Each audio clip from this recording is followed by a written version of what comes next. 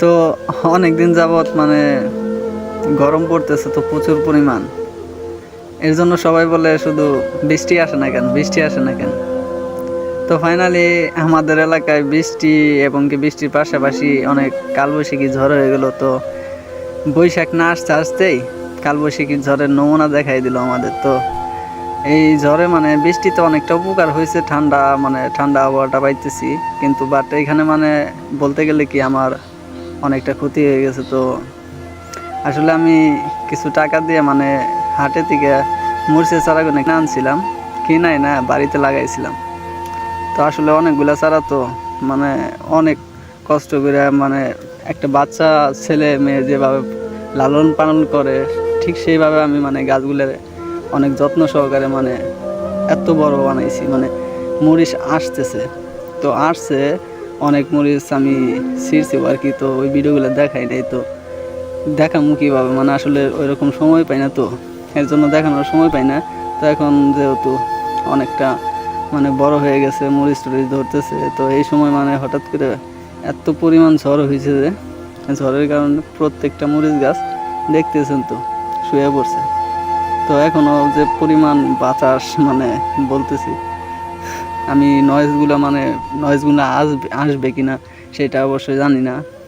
তো ফাইনালি মানে বৃষ্টিটা হনে অনেকটা উপকারী হয়েছে, আবার আমার দিক দিয়ে মানে একটু খারাপ হয়েছে। দেখেন গাছগুলোর অবস্থা হয়েছে কি,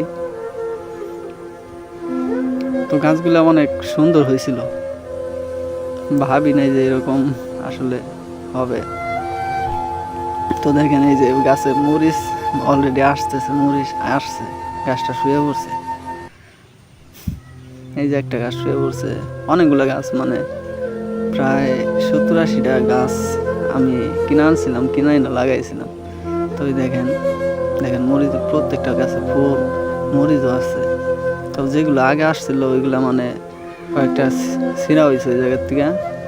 তো আরগুলো মানে ছোটো ছোটো এর কারণে ছিঁড়ি নেয়, আর ফুল আসছে অনেক নতুন করে। তো এই যে গাছগুলো দেখেন, অনেক বড় গাছ এটা, ঠিক আছে, আমার চেয়ে লম্বা হয়েছে গাছটা, এত সুন্দর মানে ঝাপপুরা, অনেক মরিচ ধরছে ওইটায়। তো গাছটা দেখাবো আপনাদের আরেকবার। তো এই যে এই পাশে যে বুনছি এইগুলো দেখেন, মানে এগুলা দেখতে থাকেন। তো ওই যে দেখছেন গাছগুলোর অবস্থাটা কি, আসলে মানে আমার কপালটা যে এতই খারাপ। আসলে আমি জানি না যে এরকম ঝড় হবে, যদি জানতাম অবশ্যই তাহলে আমি গাছে কিছু খুঁটা লাগাই দিতাম।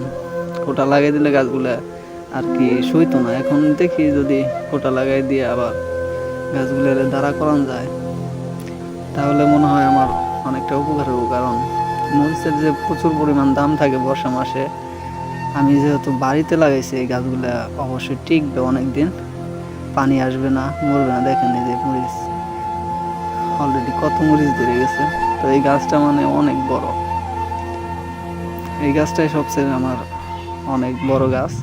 তো এই গাছে অনেক মরিচ ধরছে দেখতেছেন, মানে কি বলতাম, এত সুন্দর মরিচ দেখে যদি গাছগুলো এখন মানে ভাঙা পড়া যায় তাহলে গাছগুলা কতটা খারাপ লাগতে পারে। মানে যে এই গাছগুলা লাগাইছে চারাগুলা এত পরিশ্রম করে মানে ছোটোর থেকে বড় বানাইছে, সার বিষ দিয়া, তারপরে মানে কষ্ট করে পরিশ্রম করে, আসলে কপালে যা আছে এসে বেশি আর কিছু নয়। দেখেন কি সুন্দর মরিচ, মানে মরিচগুলা খাইতে অনেক স্বাদ।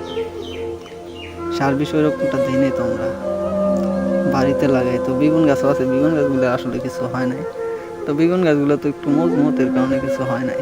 তো মরিচ গাছ তো অনেকটা চিকন ধরনের না, এর কারণে শুয়ে পড়ছে। তো যাই হোক, ভিডিওটা আপনারা শেয়ার করবেন, বেশি বেশি কপি লিঙ্ক করবেন, আপনাদের কাছে একটা রিকোয়েস্টই। তো আর হ্যাঁ, কাদের কাদের এলাকায় এরকম ঝড় বৃষ্টি হয়ে গেছে সবাই একটু কমেন্ট বক্সে জানাই দিবেন। তো আমাদের এলাকায় তো হইলই। তো আপনারা কোন জেলা থেকে এই ভিডিওটা দেখতেছেন এইটাও একটু বলে দিবেন, কোন জেলা থেকে আপনাদের বৃষ্টিগুলো হইলো। তো এই দেখেন আসলে মরিচগুলো মানে দেখতে এতটাই সুন্দর যে পাইকে গেছে। আমি এই গাছটা রাখছিলাম শুধুমাত্র মানে ওই যে এই চারা চারা ফালানোর জন্য মরিচগুলো রাইখে দিচ্ছি। তো মরিচগুলো পাইকা নষ্ট হয়ে যেতেছে, এর জন্য ছিললাম। তো দেখি এই কয়েকটা সিরা রাইখে দিই, আবার কিছু রাখুননি, তারপরে বিচিগুলা ফালাই দেবো, ফালাই দিয়ে যে চারাগুলো হইব চারাগুলো দিয়ে আবার নতুন করে কিছু আসলে ক্ষেতের মধ্যে বোনার ইচ্ছা আছে। তো দেখি আসলে এই যে এই গাছটাতে মনে হয় একটা পাকছে,